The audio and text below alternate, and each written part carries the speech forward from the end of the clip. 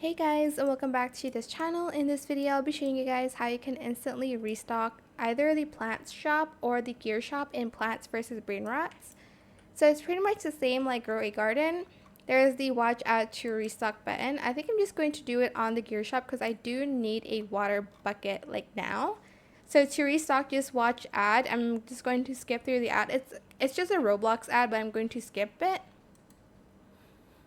Once you're done, as you can see, it's going to immediately restock here, but the button won't be there again. I think you have to like wait a few minutes still, but you are able to restock it that way.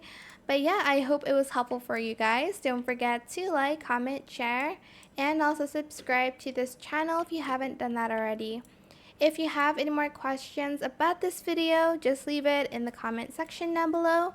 I will try my best to answer them all for you guys. And if you found this video helpful, please click the thanks button as well. That is it. Thank you so much for watching. Bye.